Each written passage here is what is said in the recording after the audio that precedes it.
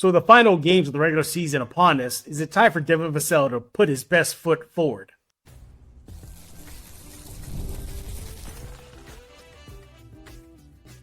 You are Locked On Spurs, your daily San Antonio Spurs podcast, part of the Locked On Podcast Network. Your team every day.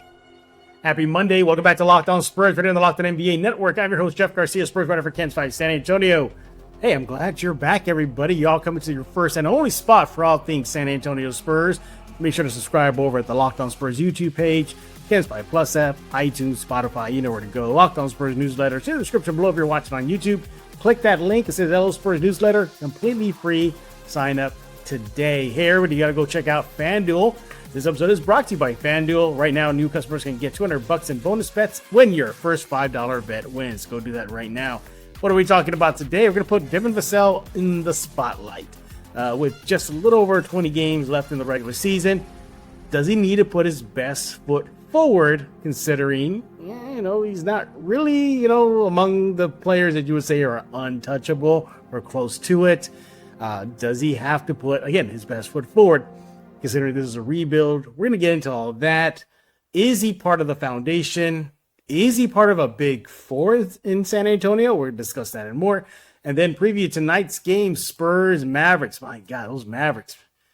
I get it. The rivalry, Spurs, San Antonio, Dallas. I get all that, back in the 90s, 2000s. But, man, you got to feel that Mavericks team has just been decimated with this drama. But we'll discuss tonight's game later on this episode of Locked On Spurs. But yeah, Devin Vassell, as we mentioned right now, averaging double-figure scoring, good. Put 37 points up recently against Brooklyn. But then, didn't really show out versus Sacramento Kings. You know where I'm going with this, right? Is it time for him to put his best foot forward? Does he have to be consistent in the last remaining games? Should he do it not only because of that, just, to kind of job security and not really make himself flippable, tradable, considering the Spurs do have a lot of assets. They could do that in this offseason. We're going to discuss that and more right now with our guest. Look who's back, everybody, after a week away from Locked On Spurs. It's Mr. Rudy Campos. Rudy, welcome back. Thanks, man. I was on my Locked On spring break last week. Yeah, you were. Yeah, you really were. Now the kiddos got spring break, so I'm back now.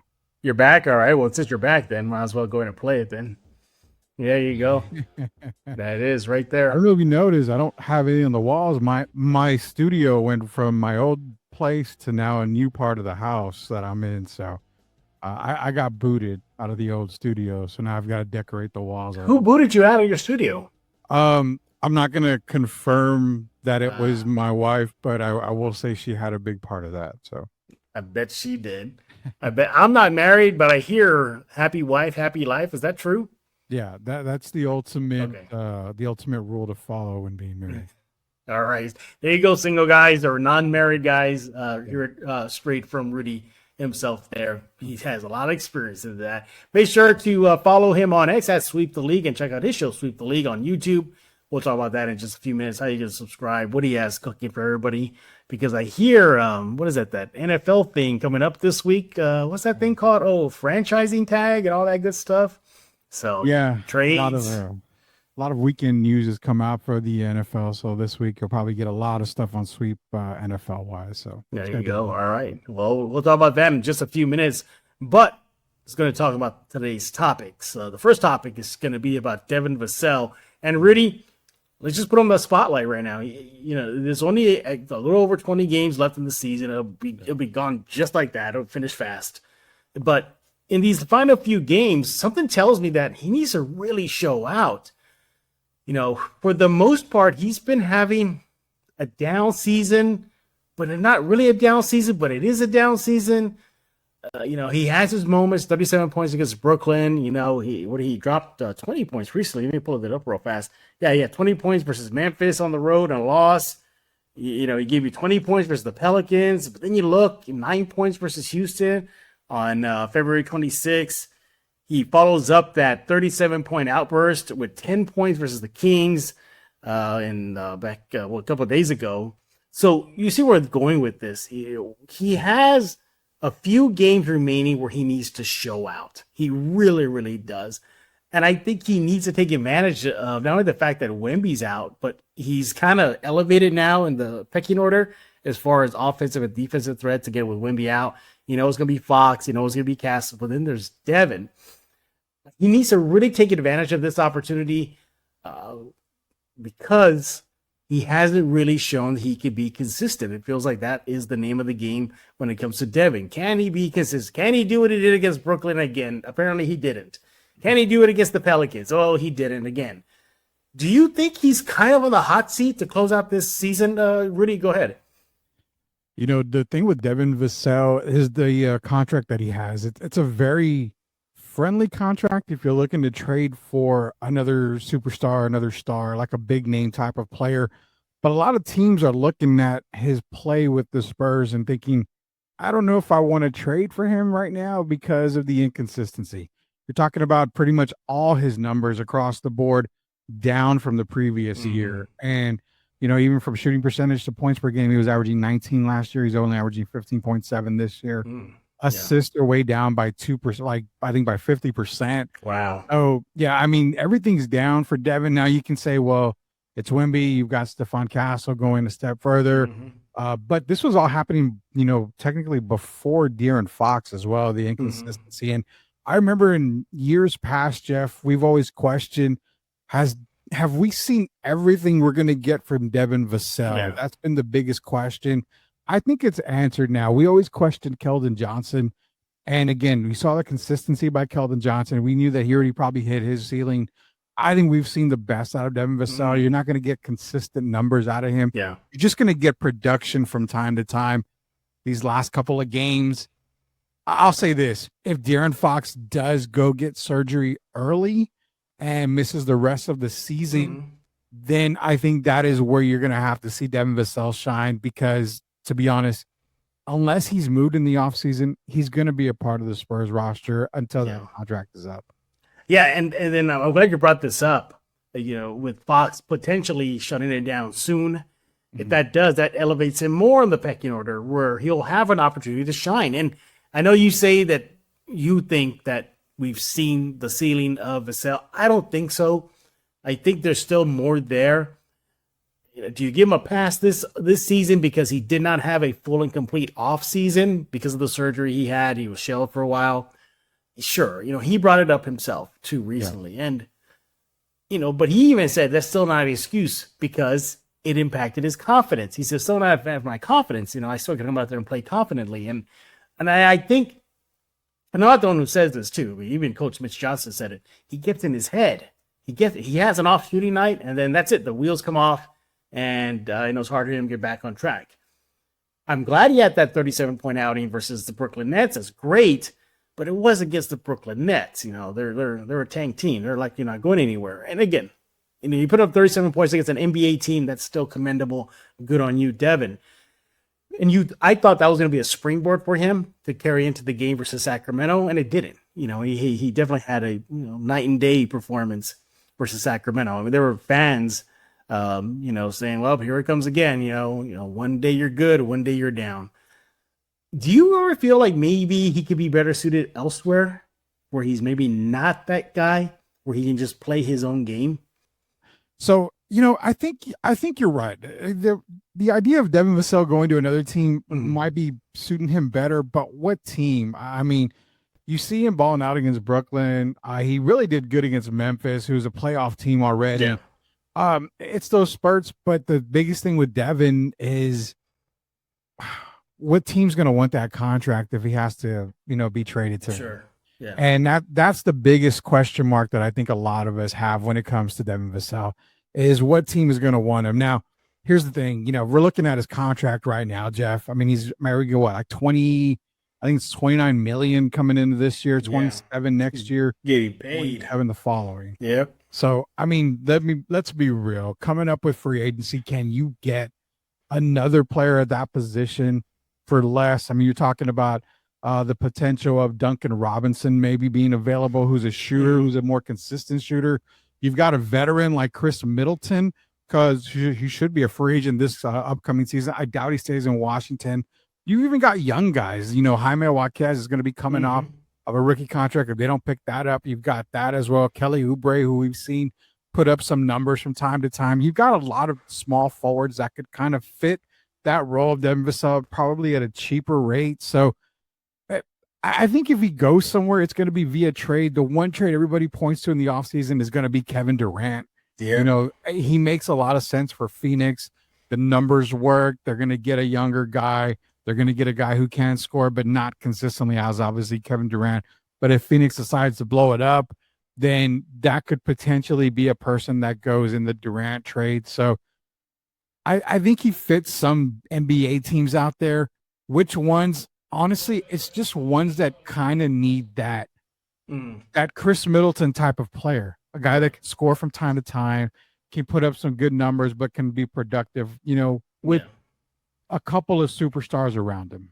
Yeah, and the thing about it too is that I don't, you know, and we'll get to this in a bit, you know, I don't know if he's going to be part of a big four in San Antonio. Right now, the big three shaping up right now is Castle, Wemby, and Fox. Yeah. You know, could he be a part of that? I think he could, but if you have a deal on the table, let's just say Kevin Durant and Phoenix, like, we want Vassell, I think you say, okay. You know, I think you say, sure, go ahead. You know, you're going to trade a Hall of Fame bound guy for a guy who's been good. He's not a bad player, and by no stretch of the imagination, he's not a bad player. So I think you would throw him in there. Now, you look at what he's done in the last, let's look at the last 5 games. Again, just real quick, heads up, everybody. These are numbers ahead of last night's game versus Minnesota, so keep that in mind. Does not include the game versus Minnesota. 18.2 points per game, 5.4 rebounds, 3.8 assists in 32 minutes per game. He's shooting about 50% from the field in that 5-game stretch. And when it comes to 3-shot, let's pull it up here. Where we got 3-shot? Here we go. 36%. So, again, a good player. That's good stats. I think any team would take a player that's going to give you those numbers. But it's just the consistency. So let's look at the last games. Again, ahead of last night's game versus Minnesota. 10 points. I got it right here. 10 points versus Sacramento. 37 points versus Brooklyn. 15 points versus the Thunder. 20 points versus the Grizzlies. And then 9 points versus Houston. You see how erratic it is. So, with that being said, should he still be considered part of the foundational pieces in this rebuild? We're going to talk about that when we get back right here with Rudy Campos of Sweep the League. Make sure to follow him on X at Sweep the League, and you want to do that ASAP. You don't want to miss out on all the fun stuff he has going over in his show. But first, let's talk about DoorDash.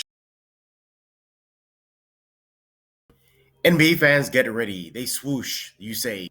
Thanks to Dash Pass, every time a player drops 50 or more points in a game, you score a huge deal the next day.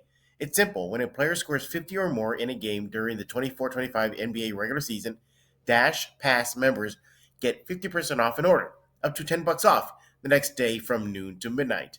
Here's why you should take advantage of this deal.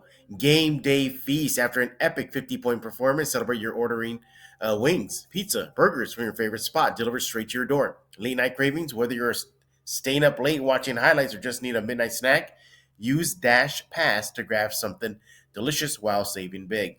Hey, what about fueling your own watch party? Planning to catch the next game?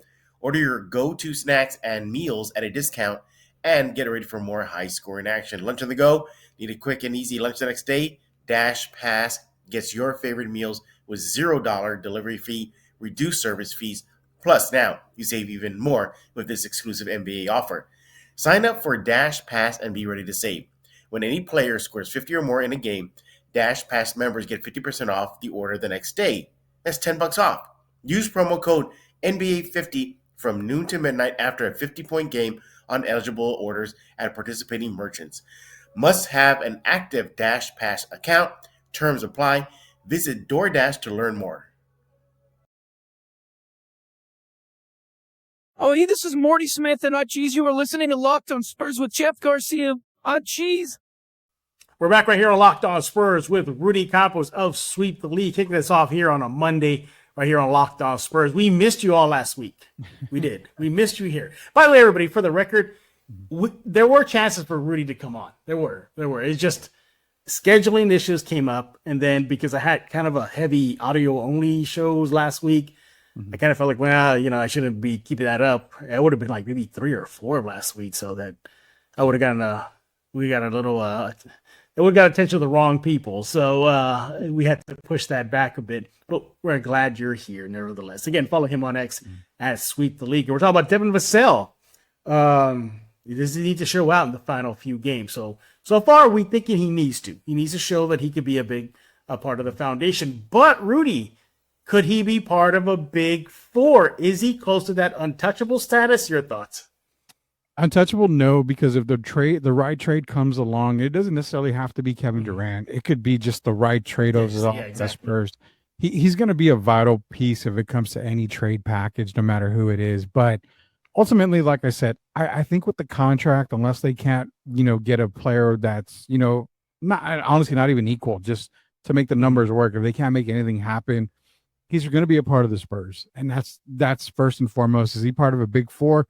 I'm going to say unless they bring in somebody via the draft as in a top 5 pick or, like I said, a KD or somebody, and he's still around with the Spurs, I think he's just going to be a part of, the Spurs moving forward, not essentially being a focal point, but, if we're talking about a guy that can contribute, back in the days, we're mentioning guys like a Steve Smith, a Michael Finley, a Brent Berry, guys that come in, hit key shots, provide production from time to time. For that 1 year, Speedy Claxton, these guys were impact players, and I think that is more of along the lines of a Devin Vassell right now. Someone who can come in, give you a little impact, isn't required to be the guy, kind of what we've kind of expected him to be, continue to improve. But like I said, I think he hit his ceiling already. We've seen the best that we're going to get out of him. So big four, no, unless they don't bring anybody in or can get a vital piece for the team. Honestly, I really like him, kind of what we talked about before as a role player coming off the bench. I think he for sure. As a second unit guy with him and Keldon coming off the bench. I really like that idea. So if De'Aaron doesn't shut it down, I don't know why Mitch maybe not try that and just bring him off as a second unit guy. I don't have any problems with that. In fact, I like that a whole lot, to be honest with you. Oh yeah. Yeah. Me too. And I look at Devin and he has all the makings to be part of this foundation and he's still more likely than will be, but to lump him in that big status, big 3, big 4, I don't know, because, the Spurs could go and get to Kevin Durant and then what's going to do to his numbers? That's going to indicate you that, hey, that's going to eat into Devin's numbers. Somebody's going to have to give, and he could probably be shipped off to Phoenix. I'm sorry, Kevin's numbers get traded to Phoenix. The point is that I don't think we're there yet to consider him part of a big four situation. There's potential there. I think it's there for him to say, no, I am a big piece. I am a foundational piece in this house that we're building. I am part of the 2x4 and the framing of this new house we're doing. But he hasn't shown it yet because we're seeing the erratic stuff. Do you give him a pass though? You give him a pass this season because he did deal with an injury / surgery in the offseason. Didn't have a full offseason to really get into the groove. Obviously dealing with De'Aaron Fox. He comes in. Wemby's Wemby. You got the emergence of Steph Castle. Do you kind of give him a pass? It's, considering he's still trying to figure out his place among this roster. You're asking for a whole lot, man. I would say this.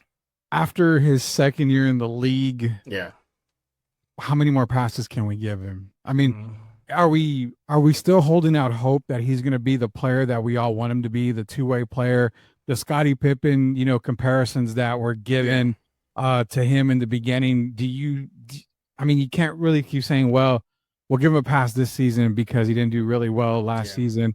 We're going to just give him a pass here. Honestly, I'm done with the passes part, to be honest with you. Personally, I just think that I really think that more than anything, instead of getting a pass, where can you improve? And if you're already there and this is the best that we're going to get, then okay. I'm okay with that right there. Just I'm going to say no. I can't give him a pass. Okay. I mean, after so many years in the league, it's just kind of like, okay, I think we got what we got. And I think Devin would agree with you because even when he did talk about not having a full off season, then having like you mentioned, a down season, especially the shooting side of things. He even said it too. He's like, that's still not an excuse for my confidence. I should come out there and play confidently. So, and again, Mitch has pointed it out, saying sometimes Devin, gets into his head, and when he's shooting, Devin had openly admitted it. The numbers are reflecting it. But then, I was looking at, I know I wasn't ignoring you, everybody. I wasn't ignoring Rudy. I was trying to bring up some numbers here. Again, ahead of the game versus Dallas, last night's game versus Minnesota, you look at it when he's doing, you're like, yeah, Devin, just keep on doing this. Again, so we'll take a 3-game sample ahead of last night's game. 20.7 points per game, 5.3 rebounds, 4.3 assists, 2.7 steals, 1.3 blocks, 51% shooting from the field and 42% shooting from the 3-line.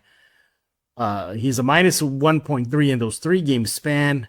Look at some turnovers. He's not even averaging a turnover. He's averaging 0.7. So you see that, you're like, okay, well, Devin, just keep on doing that. You keep on doing that, and guess what? Yeah, you're in that untouchable range. You're in that untouchable status. You're a big nail in the foundation that they're building in San Antonio, but he hasn't done that yet. It's good to see that. That's 3 games, but I think Spurs fans would like to say, okay, Devin, you did good versus Brooklyn. You did good versus Memphis. Can you keep on doing that? And that's why I think these final few games of the season, he needs to start really showing out, really showing this team like, hey, I am a part of this rebuild moving forward. And if there's going to be a deal for me, it's going to make you think, double think, triple think before you pull the trigger on it if my name is on it. And that's what I like to see him get to in these final few games. What do you want to see out of him? I think it's just consistency, right? I think that's what it comes down to. Let's just see he can be consistent the last few 20-ish games, right? Yeah. So what I want to see these last couple of games, these last 20+ games or so, is get to where you were last year. You were averaging 19 points a game, right around, I think, 4.8 assists a game. You were kind of doing a little bit of everything. I'd rather you get back to that in the last 20+ games. Just no more of the 5-point games and three rebound games. Yeah. Don't disappear, basically. Keep the consistency up. You've already kind of started off the last 4 games pretty decent. I think he's averaging around 19, 20 points a game during that. Really well. Yeah. And just the consistency. Stay about 19 points a game, 20 points a game. Then it shows, okay, you can be a focal point of the Spurs team. Are you going to be one of the main guys? Probably not, but at least you can show consistency, and that's what I want to see. Yeah, and I was a little surprised that he wasn't thrown into this Fox deal.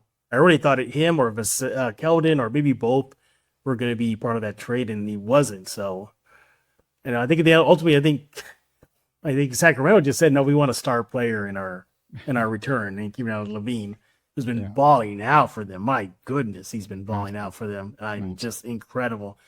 But anyway, there it stands. Our thoughts on Vassell, and does he need to show out in the final 20-ish games? We say he needs to. He needs to show, number one, consistency, and he can shoot the ball with confidence, and that he will close out the season on a strong note. So if it does come up in the offseason for a trade deal involving his name, he's going to make the Spurs think twice, 3 times, 4 times before pulling the trigger if he closes out the season strong. He is Rudy Campos of Sweep the League. Follow him on X at Sweep the League. When we get back for the preview tonight's game, Spurs Mavericks. Oh, those Mavericks, man. Oof. I feel for them, Rudy. I really, really do. So, like their season from hell. But we're going to talk about that in just a few minutes. But first, let's talk about FanDuel. When the game tips off, the NBA action is just getting started, and there's no better place to get in on that than with FanDuel, America's #1 sportsbook. With FanDuel, you can place live bets throughout the game, so even if you miss the opening tip-off or want to bet on a fourth quarter comeback, you can stay in the action. And if you're looking for a bigger payout, you can even combine your live bets into the same game parlay. I love using FanDuel's live betting feature because it keeps every moment of the game exciting. Whether I'm backing my team for a late game rally or picking a player to hit a clutch 3, I never feel like I miss a chance. Plus, with the app, it's easy to use. When you win, you get paid instantly. Right now, new FanDuel customers can get $150 in bonus bets if your first $5 bet wins. You just want to go to FanDuel.com to join today. That's FanDuel.com for your shot at $150 in bonus bets. How about that? Make every moment more with FanDuel, the official sports betting partner of the NBA. This is Emilio Rivera, El Padrino for the Mayans MC. You are listening to Locked On Spurs with Jeff Garcia. Back right here on Locked On Spurs with Rudy Campos. He's joining us today on a Monday, back after a week-long break. And we're going to be looking at tonight's game, Spurs Mavericks. Now, this is the second game of a back-to-back set. The Spurs are well under 500 in this scenario. I think they're like 2 or 3 wins to like 4 or 5 or 6 losses. So don't fare well. But the good news is they'll be back home. Hopefully the home crowd will get them going. And it is against the Dallas Mavericks. Now, this game, on paper, the Spurs should win. No Luka, obviously. No Kyrie. No Anthony Davis. I think a couple of other guys got hurt. It's like a skeleton crew out there for Dallas. Yeah. So there's that. But let's talk about the Dallas side of things. You think the Spurs fans, you think our season's been down? You know, go look right up I-35 or whatever it is. I-35 right now. Go to Dallas. That's a debacle. I don't think even fans are even showing up to games anymore. Have you seen that video where it was like the whole arena was practically empty in Dallas? It's been bad for them. They're snake bitten. There's a bad stroke of luck, and then there's the Dallas Mavericks this season. It's been bad for them. And I know we're supposed to be rivals with them, but man, I feel for them. Rudy, your thoughts? Yeah, I'm probably one of the few guys, Jeff, that was okay with the Luka deal in a way. I mean, I was okay with it. I mean, if you feel like he's not going to be worth $50 million a year or whatever they were supposed to pay him, then I'm okay with it as long as you get somebody in return, which they got Anthony Davis, who when healthy is probably one of the best centers in the league, both defensively and offensively. So I get what they're doing. Maverick fans, if I give you any kind of hope, it's if you do get into the lottery and you get a healthy team back. You're talking Kyrie, you're talking Max Christie, you're talking Anthony Davis, PJ Washington. I mean, the names go on, and that's the good thing about Dallas is that they've got a lot of players on this team that when healthy, this can be a very scary team. So imagine if they get a top 5 pick or potentially throw in a Cooper Flagg or an Ace Bailey on this team. I mean, these Mavs teams are going to be looking a whole lot better. So I'll say this, I'm not, trying to hype up the Mavericks in any means way or any way possible here, but I will say that I'm shocked that it's gone this way. I mean, I was hoping they would stay healthy, but yeah, I mean, it is what it is, man. It's just a lost season, and you know what? Spurs fans have been through lost seasons already for a while, so it's okay. It gets better eventually. It does get better. Now, heading into tonight's game, they are 10th in the NBA in the West. 32-33. Expect that record to start plummeting in the last few games. But yeah, I mean, again, the Spurs should win the game tonight. Even without Wemby, they still got at least more firepower on both ends of the court than Dallas. There's that. Let's look at Dallas's last few games here, and it's been rough for them. Let's look at their last 3 games. So see that stretch. Yeah, it's bad. They rank dead last or near dead last in offensive rating, 102 points per game. Defensive rating, they're coughing it up. They were allowing 126 points per game in the last 3 games for their on their end. A net rating of a -16.1. Now, there is good news for them. They're still spreading the ball around. Their assist percentage is still high, 66%, and then their turnovers are very, very low at 9.6 per game. Good for second in the NBA. But nevertheless, they're 0-3 in the last 3 games. The offensive rating and defensive ratings are just atrocious. Spurs should win tonight. And that's my key to the game for San Antonio. Just handle business early. Don't let this Mavericks team linger in. Imagine getting just any win right now for the Dallas team would be great for them and a little confidence booster. Spurs, don't be that confidence booster for Dallas. Spurs should get the W tonight, and I hope they will. But man, I was just curious. You said that you were okay with the Doncic trade. I still think it was a disaster. I think it's going to be one of the most disastrous deals. How do you give up a generational player like that? Just like that, Rudy. It's like imagine the Spurs trading Wemby in the middle of the night because you don't think he's going to factor in well for the future. That's what it came down to. Well, you're talking to the guy that, openly admitted on Locked On many times that said he would take a phone call on Tim Duncan. So, Yes, and if you ask any GM, any player that's played in the NBA, which I already have, they all said the same thing. You always take a call, no matter who it is. I mean, the worst has happened before. We've seen, players being traded who in all sports it's happened. So the thing is, when I say I'm okay with Doncic being traded, I'm okay in the fact that if you don't feel like, he may not fit, or if you have issues, we really truly don't know what was going on behind the scenes. I mean, there could be a whole lot more that comes out on a 30 for 30 in a couple of years that we just don't know about. So I get it. It's tough to make a trade like that, and it's tough to get, equal value. I'm actually surprised that they got the value that they did for Luka because I didn't expect LA to give up Anthony Davis right away. I mean, considering LeBron, he's probably on his last leg, maybe a year left. Yeah. So I can understand it. I really, truly understand it. A loaded draft class coming up in 2025. Sure. I mean, if you're a lottery team, that's another piece. Plus, like I mentioned, Jeff, you're not paying a massive contract, a max deal. You can go out and get another superstar type player to kind of pair with Kyrie, Anthony Davis. You have your own big three.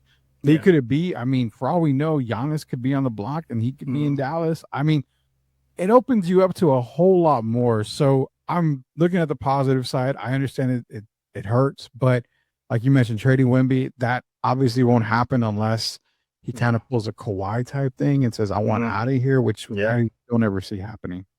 Yeah. Yeah. And look, stranger things have happened, from Luka getting traded the way he did to the disaster of a season they're having. I mean, look, the Spurs are not immune to it too.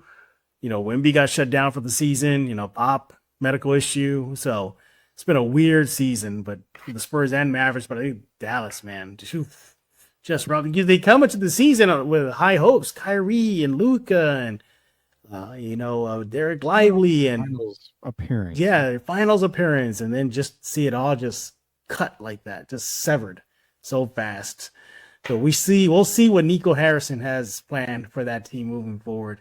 Do you buy that they're trying to move the Dallas Mavericks, position them to move the team away to a different, like Las Vegas, maybe? Well, they have a lot of ties to Vegas with new ownership. They do.